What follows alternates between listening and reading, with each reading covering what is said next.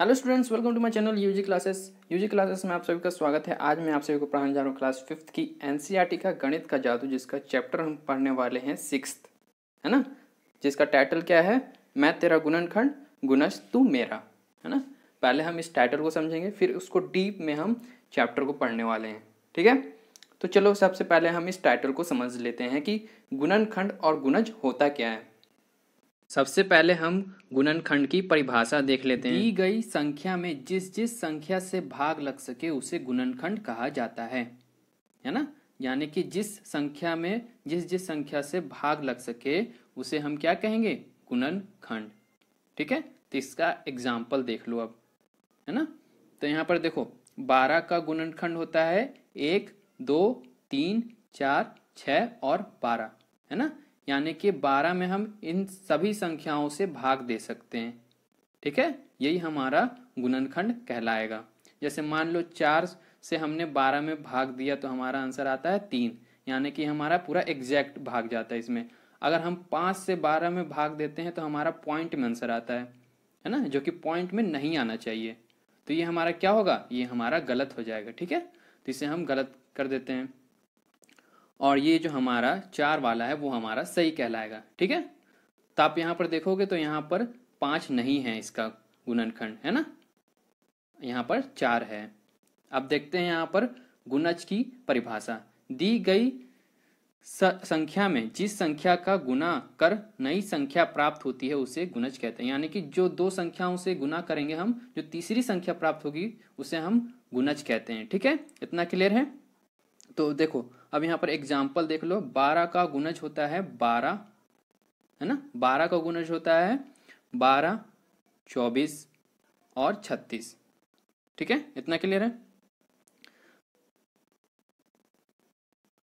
ठीक है ना। अब यहाँ पर देखो हम दो संख्याओं को गुना कर रहे हैं, 12 और 1 को, तो हमें प्राप्त होता है 12, है ना, जो कि हमारा देखो ऊपर दिया हुआ है गुणज 12, ठीक है। अब यहाँ पर दो और संख्या को गुना कर लेते हैं, 12 और 2 को, जो कि हमें प्राप्त होगा 24, है ना। तो देखो ऊपर आप यहाँ पर, तो यहाँ पर दिया हुआ है, ठीक है। ये भी हमारा 12 का गुणज होगा। अब यहाँ पर 12 को हम 3 से गुना करते हैं तो हमें प्राप्त होगा 36, है ना। अब इसका एक एग्जाम्पल और देख लो, इससे आपको पता चल जाएगा गुणज और गुणनखंड में अंतर होता क्या है, ठीक है। 3 और 4 को गुना करने पर, है ना, 3 और 4 को गुना करने पर हमें 12 प्राप्त होगा, जो 3 और 4 का गुणज है ना। 3 और 4 का गुणज हमारा 12 कहलाएगा। अब 12 का 3 और 4, है ना, 12 का 3 और 4 हमारा 12 का गुणनखंड कहलाएगा, ठीक है। गुणनखंड मतलब टुकड़े, है ना, खंड मतलब टुकड़ा होता है। समझ में आया, गुणनखंड और गुणज में अंतर समझ में आ गया होगा आपको, ठीक है। तो आप सभी ने देख लिया गुणज और गुणनखंड होता क्या है ना, और उसमें अंतर क्या होता है, ठीक है। अब हम आते हैं चैप्टर पर, ठीक है। तो चलो हम चैप्टर को स्टार्ट कर रहे हैं। चूहा और बिल्ली। भूखी बिल्ली कुंजन चूहे को पकड़ने की कोशिश कर रही है ना। कुंजन किसका नाम है, चूहे का नाम है, ठीक है। कोशिश कर रही है, कुंजन अभी 14 पर है ना। कुंजन यानी 14 पर, यहाँ पर देखो चूहा है 14 पर है और एक बार में 2 खाने कूद सकता है, यानी कि वो 14 से सीधे डायरेक्ट 16 पर कूदेगा, है ना, 1, 2, ठीक है, कूद सकता है। बिल्ली 3 पर है ना, देखो यहाँ पर बिल्ली 3 पर है। वह एक बार में 3 खाने कूद सकती है, यानी कि 1, 2, 3, यानी वो 3 से सीधे 6 पर आ जाएगी, है ना, कूद सकती है। अगर चूहा 28 पर पहुंच जाए, है ना, देखो यहाँ पर चूहा अगर 28 पर पहुंच जाए तो यहाँ पर देखो उसका बिल बना हुआ है ना, यहाँ पर उसका घर है। पहुंच जाए तो वह बिल में छिप सकता है ना। अगर वो 28 पर पहुंच जाएगा तो वो तुरंत अपने बिल पर पहुंच सकता है ना, वहां जाकर उसमें छिप सकता है, ठीक है। पता लगाओ कि क्या चूहा बच पाएगा। तो हमें अब क्या करना है, पता लगाना है कि चूहा बच पाएगा कि नहीं बच पाएगा, ठीक है। तो देखो यहाँ पर पहला क्वेश्चन क्या है, वे खाने जिन पर चूहा कूदा, यानी ये खाने बने 1, 2, 3, 4, 5, 6 इस तरह से। तो हमें बताना है कि जिस पर चूहा कूदा, ठीक है। तो यहाँ पर देखो यहाँ पर 14 से वो डायरेक्ट कहाँ कूदेगा, 16 पर। ठीक है, तो यहाँ पर हमने 16 लिखा है, फिर 18 पर जाएगा, 20 पर जाएगा, फिर 22 पर जाएगा, 24 पर, 26 पर और फिर 28 पर। ठीक है, इस तरह से वो जाएगा, है ना। अब देखते हैं वे खाने जिन पर बिल्ली कूदेगी, है ना। बिल्ली अब कहाँ जाएगी, 3 से सीधे डायरेक्ट 6 पर आएगी, है ना। यहाँ पर हमने लिखा है 6, 6 से 9, 12, 15, 18, 21, 24 और 27। ठीक है, इन खानों पर बिल्ली कूद सकती है।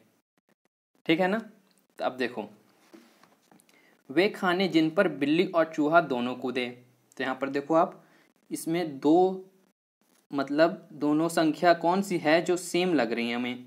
तो यहाँ पर देखोगे तो 18 इसमें भी है, ठीक है, और 18 यहाँ भी है ना। बिल्ली ने भी 18 पे कूदा है और चूहे ने भी 18 पे कूदा है। और यहाँ पर देखो 24 है ना, 24 भी हमारा यहाँ पर दोनों ने कूदा है 24 खाने पे भी। तो यहाँ पर हमने 18 और 24 लिख रखा है। ठीक है, क्या चूहा बच सकता है, तो अब देखो हमें पता लगाते हैं ना। तो यहाँ पर देखो एक बार कूदा, 2, 3, 4, 5, 6, 7। ठीक है, इसने अगर 7 बार अगर चूहे ने कूदा तो हमें बिल्ली भी 7 बार ही कूदेगी। ठीक है, तो ये 7 बार में 28 पर पहुंच गया। और देखते हैं इसको 1, 2, 3, 4, 5, 6, 7, 8, है ना। ये 8 बार में भी 27 पर ही रह गया। और देखते हैं इसको 1, 2, 3, 4, 5, 6, 7, 7 बार में ही ये 28 पे चला गया। और ये अगर 8 बार भी कूदा बिल्ली तो भी ये 27 पर ही रह गया, है ना। तो यहाँ पर आप कह सकते हो कि हाँ चूहा बच सकता है। ठीक है, और वो बहुत आसानी से बच सकता है। ठीक है, अब देखते हैं आगे। पता करो अगर बिल्ली 5 से शुरू करके, है ना, अगर बिल्ली 5 है ना, ये खाना है जो 3 पर है, वो पहले देखो ये 3 पर है, वो 3 पर ना रहकर 5 से स्टार्ट करे। ठीक है, देखते हैं 5 से शुरू करके एक बार में 5 खाने कूदती है, यानी कि 5 से सीधे वो क्या करेगी, 10 पर आ जाएगी, है ना। देखो 5 से 1, 2, 3, 4, 5, है ना, 5 खाने कूदेगी एक बार में 5 से। ठीक है, कूदती है 5 खाने कूदती है। और चूहा 8 से, है ना, जो ये 14 से है ना, वो 14 से ना जाकर 8 से कूदेगी। और हर एक बार में वह 4 खाने कूदती है, तो यानी कि वो 8 से कहाँ जाएगी, 1, 2, 3, 4, 12 पे, है ना। 8 से डायरेक्ट 12 पर आएगी, है ना। 4 4 खाने करके ये कूदेगी और बिल्ली 5 5 खाने करके कूदेगी। ठीक है, कूदता है तो चूहा बच पाएगा, तब हम पता लगा लेते हैं। ठीक है, तो यहाँ पर लिख लेते हैं हम, देखो बिल्ली का पहले लिख लेते हैं, बिल्ली कौन कौन से खाने पे कूदेगी। ठीक है, देखो बिल्ली हमारा कहाँ से कूदेगी, 5 से स्टार्ट करेगी, 5 से सीधे जाएगी। देखो 5 से स्टार्ट किया उसने, फिर 10 पर, फिर 15 पर, 20 पर, फिर 25 पर, फिर 30 पर, है ना। इस तरह से जाएगी, 5 5 खाने कूदेगी, है ना। और देखते हैं हम चूहा को, चूहा कहाँ से स्टार्ट करने वाली है। तो चूहा आप देखो यहाँ पर, तो यहाँ पर देखोगे तो आप यहाँ पर 8 से शुरू करेगी, है ना, 8 से शुरू करेगी। और कितने का अंतर रखेगी वो, 4 का, है ना। तो 8 से आप देखोगे तो यहाँ पर वो 12 पे जाएगी, है ना। 12 से फिर वो 16 पर जाएगी, 16 से फिर वो जाएगी 20 पर, है ना। 20 से वो जाएगी 24 पर। ठीक है, और 24 से जाएगी वो 28 पर, है ना।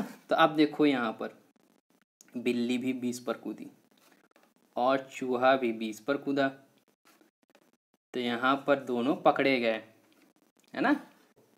3 अगर खाने अगर इसने बिल्ली ने कूदी तो 3 खाने इसने भी कूदा, और चौथे खाने पर बिल्ली ने 20 पर कूदा, और चौथे खाने पर चूहे ने भी 20 पर कूदा, तो यहाँ पर चूहा पकड़ा गया।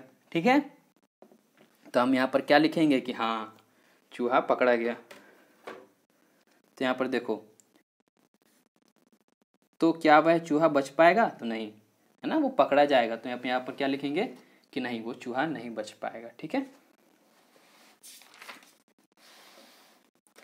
मोंटो का इंतजार। ठीक है, ये जो बिल्ली है ना, इसका नाम मोंटो है, वो किसी का इंतजार कर रही है।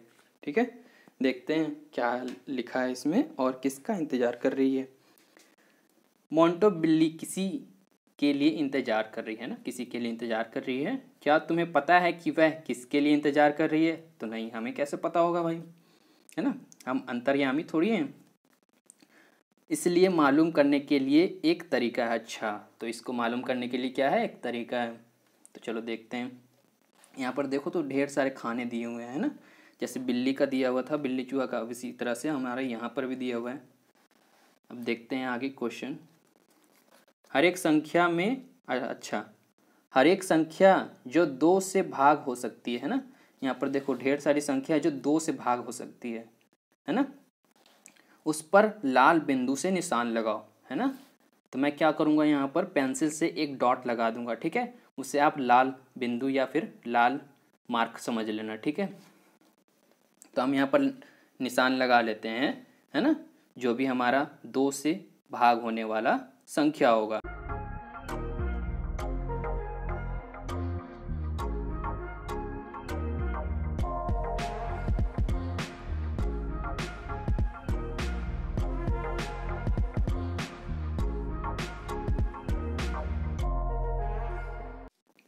ठीक है, इस तरह से हमने लगा लिया निशान।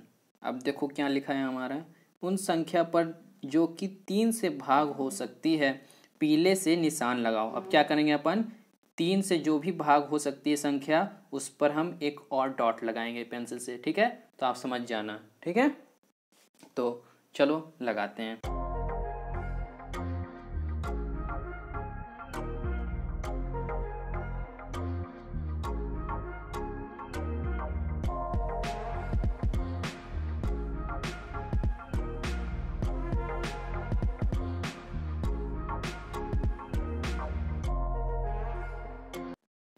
इस तरह से हमने निशान लगा लिया, है ना, जो 3 से संख्या में भाग जा सकती थी, है ना, जिस संख्या से 3 संख्या से जिसमें भाग जा सकती थी।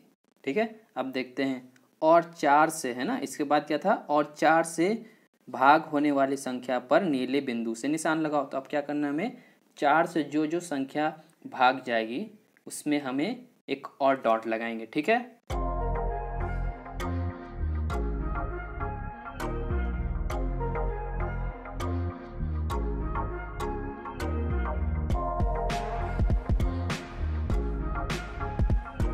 इस तरह से हमने सभी के निशान लगा लिया, है ना। ठीक है, अब देखो आगे क्या क्वेश्चन है। ऐसे कौन से खाने हैं जिन पर तीनों रंग के बिंदु हैं, है ना। तो अब यहाँ पर देखो कौन कौन से खाने हैं जिस पर 3 रंग के बिंदु हैं। तो यहाँ पर देखोगे तो आप देखो जिस जिस पर 3 डॉट लगे हुए हैं ना, वो मान लो तीनों रंग उस पर लगे हुए हैं। ठीक है, तो यहाँ पर देखो तो सबसे पहला हमारा 12 है, फिर उसके बाद 24 है ना, 12 हमारा, फिर उसके बाद 24 हो गया, फिर उसके बाद हमारा 36 है, फिर उसके बाद हमारा 48 है, और फिर हमारा उसके बाद लास्ट में 60 है। ठीक है, तो यहाँ पर उस तरह से आप लिख लेना जो भी संख्या है। ठीक है, अब देखो इन खानों के ऊपर कौन से अक्षर हैं। इन संख्याओं के खाने के ऊपर क्या लिखा हुआ है, कुछ अक्षर लिखे हुए हैं ABCD की तरह। ठीक है, तो यहाँ पर देखो 12 के ऊपर देखो यहाँ पर M लिखा हुआ है। ठीक है, इसी तरह से हमारा 24 के ऊपर O लिखा हुआ है, और 36 के ऊपर हमारा U लिखा हुआ है, और 48 के ऊपर हमारा S लिखा हुआ है ना, ध्यान से देखो, और हमारा 60 के ऊपर क्या लिखा हुआ है, E लिखा हुआ है। ठीक है, तो उसे आप यहाँ पर इस तरह से लिख दो। ठीक है, यहाँ पर इन अक्षरों को क्रम से नीचे लिखो, है ना। तो हमने इसे लिख लिया, तो ये क्या हो गया हमारा, माउस हो गया, माउस यानी चूहा, यानी कि हमारा आंसर यहाँ पर मिल गया। मोंटो चूहे का इंतजार कर रहा है ना, समझ गए। चलो अब आगे बढ़ते हैं। म्याऊ खेल, है ना। अब ये म्याऊ खेल क्या है, इसे भी समझ लेते हैं। देखो, इस खेल को खेलने के लिए, है ना, इस खेल को खेलने के लिए सब लोग एक गोले में खड़े हो जाते हैं। इस तरह से एक गोले में खड़े हो जाओ। एक खिलाड़ी बोलता है एक, पहला खिलाड़ी बोलता है एक, अगला खिलाड़ी बोलता है दो, और ऐसे ही खेल चलता रहता है। ठीक है, यानी कि गिनती वाली खेल है। समझ में आ रही है यहाँ तक, है ना, चलता रहता है। जिस खिलाड़ी को 3 या फिर 3 से भाग होने वाली संख्या बोलनी है ना, जिस खिलाड़ी को 3 या फिर 3 से भाग होने वाली संख्या, यानी कि 6, 12, है ना, इस तरह से 6, 12, 9, इस तरह की संख्या जो 3 से भाग हो जाती है, होने वाली संख्या बोलनी है, वह उस संख्या की जगह म्याऊं कहेगा, है ना। वो 3 बोलने की बजाय वो क्या बोलेगा, म्याऊं बोलेगा, है ना। जैसे कि जिसकी बारी आई 3 बोलने की, तो 3 नहीं बोलेगा, वो म्याऊं बोलेगा। ठीक है, म्याऊं कहेगा। जो म्याऊं कहना भूल जाएगा, अच्छा, जो म्याऊं कहना भूल जाएगा, अगर वो 3 की जगह पर म्याऊं नहीं कहकर वो क्या कहेगा, 3, तो वो बाहर हो जाएगा। म्याऊं कहना भूल जाएगा तो वह खेल से बाहर हो जाएगा। ठीक है, आखिरी बचा खिलाड़ी जीत जाएगा, है ना। जो ज़्यादा बार कॉन्फिडेंस से खेलेगा और कंसंट्रेशन से खेलेगा, तो हर बार म्याऊं ही बोलेगा, है ना। मतलब जो भी 3 से संख्या होने होने भाग होने वाली जो संख्या होगी, वहाँ पर उसको म्याऊं बोलना होगा। ठीक है, तुम कौन सी संख्या को म्याऊं से बदला, है ना, आपने कौन सी संख्या को म्याऊं से बदला। तो देखो, आप 3 को म्याऊं कहोगे, 6 भी आएगा तो भी आप म्याऊं कहोगे, और 9 भी आएगा तो भी म्याऊं कहोगे, और 12 भी आएगा तो भी म्याऊं कहोगे। ठीक है, इसी तरह से इतनी संख्याओं पर आप म्याऊं कहोगे। ठीक है, और जितनी लंबी गेम चलेगी उतनी संख्या आपकी बढ़ते जाएगी। ठीक है, अच्छा चलो अब आगे बढ़ते हैं। हम इन संख्याओं को 3 के गुणज कहते हैं ना। हम इन संख्याओं को क्या कहते हैं, 3 के गुणज। देखो, 3, 6, 9, 12, 15, 18, 21, 24, ये हमारा 3 के गुणज हैं। ठीक है, संख्या 3 को 4 से बदलकर इस खेल को खेलो, है ना। संख्या 3 को अब बदलकर हमें 4 पे म्याऊं बोलना है। ठीक है, हमें 3 पर अब नहीं, अब हमें 4 पर म्याऊं बोलना है। समझ गए। अब तुमने किन संख्याओं को म्याऊं से बदला, है ना, तो आप क्या करोगे, 4 की जगह पर आप म्याऊं कहोगे, 8 की जगह पे, 12 की जगह पे 16, 20, है ना, 20 के बाद 24, 28, 32, इसी तरह से जो भी 4 से भाग होने वाली संख्या होगी वहाँ पर आप म्याऊं बोलोगे। समझ गए। ये संख्या 4 के गुणज कहलाते हैं, है ना। ये संख्या हमारे 4 के गुणज कहलाते हैं, है ना। जो भी 4 के टेबल में आते हैं ना संख्या, वो मान लो गुणज, और जो भी 3 के टेबल में संख्या आते हैं वो हमारा 3 का गुणज। ठीक है, अब देखो हमारा लास्ट क्वेश्चन, 5 के कोई भी 10 गुणज लिखो, है ना। 5 के कोई भी 10 गुणज, तो आपको मैंने क्या बताया, आप अभी 3 का टेबल यानी कि 3 का गुणज, 4 का टेबल यानी कि 4 का गुणज। तो यहाँ पर 5 का टेबल लिख दो, 5, 10, 15, 20, है ना। 5 के 5 मान 10, 5 15, 25 20, 25 25, 5 6 30, 5 7 35, 5 7 35, 5 8 40, 5 9 45, 5 9 50, है ना। इस तरह से आपने 10 यहाँ पर 5 के गुणज लिख दिए। ठीक है, चलो अब अगले पेज पे चलते हैं।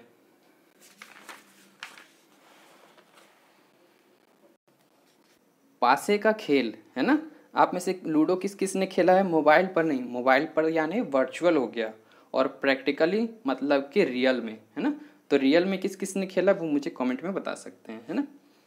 चलो, 2 पासों को एक साथ फेंको, है ना। क्या करना है, हम जिस तरह हम लूडो पर एक पासे को फेंकते हैं ना, उसी तरह हमें इसमें क्या करना है, 2 पासे ले लेना है और एक साथ फेंकना है। ठीक है, फेंको। पासे के ऊपर कौन से अंक नजर आ रहे हैं, है ना। पासे के ऊपर इस तरह से नजर आएगी अंक। ठीक है, इन अंकों की 2 अंकों वाली एक संख्या बनाओ, है ना। इन अंकों की 2 वाली एक संख्या बनानी है ना। अगर ये 1 और 4 है तो हम क्या बनाएंगे, इस तरह से 1 और 4 लिखेंगे तो हमारा हो जाएगा 14। ठीक है, अब इसे हम किस तरह से भी लिख सकते हैं, इसे हम लिख सकते हैं 4 और 1, इस तरह से भी लिख सकते हैं, है ना। चलो आगे देखते हैं। इन अंकों की दो संख्या वाली एक संख्या बनाओ। अगर ये संख्या गोले के बाजू में लिखी गई संख्या के गुणज है ना, अगर ये देखो, अगर वह 4 का गुणज है तो इसमें लिखेंगे, अगर वह 7 का गुणज है तो इसमें लिखेंगे, अगर 5 का गुणज है वो इसमें लिखेंगे, अगर 6 का गुणज है तो इसमें लिखेंगे। यानी कि अगर वह 6 के टेबल में आता है तो इसमें लिखेंगे, 4 के टेबल में आता है तो यहाँ पर लिख देंगे, 7 के टेबल में आता है तो यहाँ, और 5 के टेबल में आता है तो यहाँ। ठीक है, चलो आगे देखते हैं। लिख सकते हो, अब तुम्हारे दोस्त की बारी, जो 10 बार में ज़्यादा संख्या लिखेगा वह जीत जाएगा, है ना। जो 10 बार से ज़्यादा संख्या लिख पाएगा ना वो विनर कहलाएगा। ठीक है, अब देखो ये लोग खेल रहे हैं, क्या बोली इसने, मेरे पास, अच्छा मेरे पासों में 3 और 2 हैं, है ना। इसने अगर पासे को इस तरह से फेंका तो उसके पासे में पहला आया 3 और फिर आया 2। ठीक है, पहले पासे में आया 3 और दूसरे पासे में आया 2। अगर मैं इसे, अच्छा मैं 23 बनाता हूँ, अच्छा इसने 23 बना दिया, है ना। 2 और 3 को मिलाकर 23 बना दिया इसने, तो वह किसी भी संख्या का गुणज नहीं है ना। 23 जो संख्या है वो किसी भी संख्या के गुणज नहीं है ना, यानी कि वो किसी भी टेबल में 23 नहीं आता है। ठीक है, ये आप ध्यान रखना बात को, नहीं है, इसलिए मैं 32 बनाऊंगा, है ना। इसलिए वह क्या करेगा, 32 अब बनाएगा। ठीक है, 32 यानी 32 बनाएगा, जो कि 4 के गुणज है ना, 4 के गुणज में आता है ये, यानी कि 4 के टेबल में 32 आता है। और उसे लाल गोले में लिख दूंगा, तो यहाँ पर देखो 32 हमारा 4 के टेबल में आता है, इसलिए हम यहाँ पर लिख देंगे। ठीक है, अब यहाँ पर देखो हम अपन इसको बना लेते हैं, तो हमारा 41 तो किसी में भी नहीं आता, है ना। 41 हमारा किसी टेबल में नहीं आता, यानी कि 41 किसी का गुणज नहीं है। तो अब यहाँ पर देखो 14 हमारा 7 का आता है, 7 के टेबल में आता है ना, 7 का 7, 7 दूनी 14, तो आप यहाँ पर लिख सकते हो। इसके अलावा 5 में भी नहीं आता है 14, और 6 में भी नहीं आता है। ठीक है, और 4 में भी नहीं आता है। समझ गए बात को, आगे बढ़ें। चलो, साझा गुणज, है ना। साझा गुणज यानी देखते हैं क्या साझा गुणज क्या होता है। कोई एक संख्या सोचो, है ना, कोई एक संख्या सोचना है हमें। अगर वह 3 का गुणज है तो उसे लाल रंग में, लाल गोले में लिखो। ये 3 का गुणज अगर इसमें आप लिख सकते हो। ठीक है, ये हमारा लाल गोला हो गया, और ये हमारा ब्लू यानी नीला गोला हो गया। अगर वह 5 का गुणज है तो उसे नीले गोले में लिखो। 5 का गुणज हमें नीले गोले में, यानी कि 5 के टेबल को इसमें लिख देंगे और 3 के टेबल को इसमें लिख देंगे। ठीक है, क्लियर है। चलो, अब ये लड़का कुछ सोच रहा है, देख लेते हैं क्या सोच रहा है। मैं 15 को कहाँ अच्छा ये मैं 15 को कहाँ लिखूं, वह 3 और 5 दोनों का गुणज है ना। वह 15 को कहाँ लिखे, है ना, इसमें भी 15 आता है, इसमें भी 15 आता है ना। तो इसको अभी सोचने दो, है ना, अपन आगे चलते हैं, हमें इसका जवाब खुद अपने आप मिल जाएगा। कुछ संख्या 3 और 5 दोनों के गुणज हैं, है ना। देखो यही वाली बात यहाँ पर हो रही है, कुछ संख्या 3 और 5 दोनों के गुणज हैं, है ना। ठीक है, इसलिए हम उन्हें 3 और 5 दोनों के साझा गुणज कहते हैं। ठीक है, अगर वह संख्या 5 का भी गुणज है और 3 का भी गुणज है तो उसे क्या कहते हैं अपन, साझा गुणज। समझ गए, ठीक है, साझा गुणज कहते हैं। ठीक है, सोचो अगर तुम 3 और 5 के साझा गुणज बैगनी हिस्से में लिखते हो। बैगनी हमारा ये हो गया ना, पर्पल कलर, देखो हमारा ये पर्पल कलर हमारा बैगनी हो गया। तो अच्छा, गुणज बैगनी हिस्से में लिखते हो तो क्या वे लाल और नीले दोनों गोले में भी हैं। तो यहाँ पर देखो 15 हमारा इसमें भी है, 15 हमारा इसमें भी है, तो आप यहाँ पर क्या लिखोगे, 15 इस तरह से। ठीक है, और यहाँ पर हमारा देखो यहाँ पर 30 भी है ना, तो यहाँ पर आप 30 भी लिख दो। ठीक है, चलो अब आगे क्वेश्चन देखते हैं। इन साझा गुणज में से सबसे छोटा कौन सा है। साझा गुणज तो हमारा 2 ही है ना, इसमें भी और इसमें भी जो दोनों संख्या सेम थी वो हमारी साझा गुणज कहलाती है। तो सबसे छोटी हमारी 15 होगी, है ना, 15 से 12 30 होता है। तो हम यहाँ पर क्या लिखेंगे, 15। ठीक है। खेल को 2 और 7 संख्या के साथ दोहराओ। अब क्या करना है, हमें यहाँ पर 2 लिख देना है और यहाँ पर 7, है ना। अब हमारा 7 के गुणज को यहाँ पर लिखना है और 2 के गुणज को यहाँ पर लिखना है। ठीक है, यानी कि 2 के टेबल को यहाँ लिखना और 7 के टेबल को यहाँ लिखना है। ठीक है, समझ गए। चलो, 2 और 7 का साझा गुणज लिखो, है ना। इसके लिए हमें क्या करना पड़ेगा, हमें ये गेम भी खेलना पड़ेगा। तो पहले हम देख लो यहाँ पर लिख लेते हैं, है ना, यहाँ पर लिख लेते हैं 2 का गुणज लिख लेते हैं यहाँ पर और 7 का गुणज लिख लेते हैं। ठीक है, तो यहाँ पर देखो हमारा जो रेड कलर में जो है वो हमारा साझा गुणज है ना। ये दोनों संख्या में देखो, 2 के गुणज में देखो और 7 के गुणज में देखो, तो हमें दोनों में लाल संख्या सेम नज़र आ रही है। हमें इन दोनों में क्या समझ में आ रहा है, 14, 28 और 42, ये 3 संख्या जो है वो साझा गुणज है ना। तो हमने इस तरह से यहाँ पर लिख लिया है। ठीक है, तो चलें अगले पेज पर। चलो,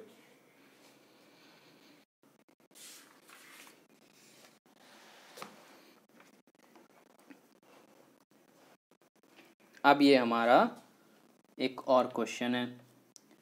खेल को 4, 6 और 5 के गुणज को गोले में रखकर फिर से खेलो, है ना। जो हमने पिछला गेम खेला था ना, उसी तरह से ये भी गेम है। ठीक है, तो देखो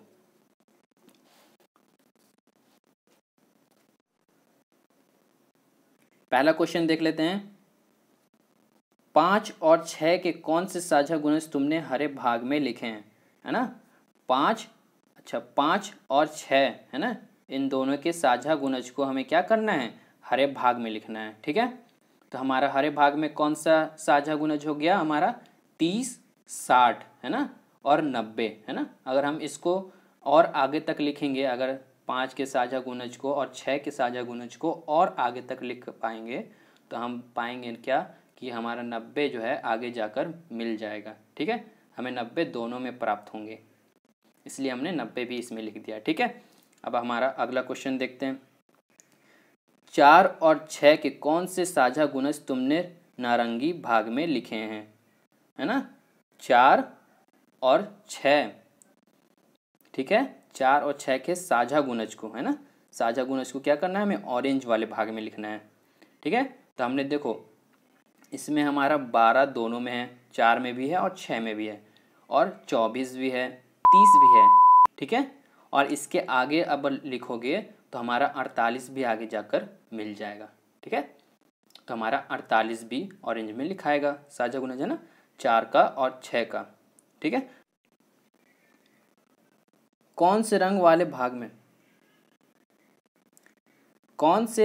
भाग में तुमने 4, 6 और 5 के साझा गुणज लिखे हैं, है ना। अब क्या करना है हमें, 4, 5 और 6, 4, 5 और 6 यानी कि तीनों के साझा गुणज को हमें बीच वाला भाग हमारा क्या है, कत्थई भाग है। ठीक है, वहाँ पर हमें लिख लेना है। ठीक है, तो हमारा ये तीनों का साझा गुणज क्या होगा, हमारा 60 होगा, 120 होगा और 180 होगा और 240 होगा। ठीक है, अगर हम इस 4, 6 और 5 के साझा गुणज को और आगे तक लिखेंगे ना तो हमारा 120 भी प्राप्त होगा, 180 भी और 240 भी आगे जाकर प्राप्त होने वाला है। ठीक है, तो आप यहाँ पर क्या लिखोगे, आंसर हमारा कत्थई रंग में 4, 6, 5 के साझा गुणज लिखे हैं, यानी कौन से कलर में, कत्थई रंग में। ठीक है, अब हमारा लास्ट क्वेश्चन देख लेते हैं। 4, 6 और 5 का सबसे छोटा साझा गुणज कौन सा है, तो सबसे छोटा साझा गुणज हमारा हो जाएगा यहाँ पर 60, है ना, और सबसे बड़ा हो जाएगा क्या, 240। ठीक है, इस चैप्टर को हम यहीं पर रहने देते हैं, है ना, बहुत लंबी वीडियो हो जाएगी नहीं तो। ठीक है, वीडियो अगर आपको हेल्पफुल लगी तो वीडियो को लाइक करें और चैनल को सब्सक्राइब करें। Thank you for watching.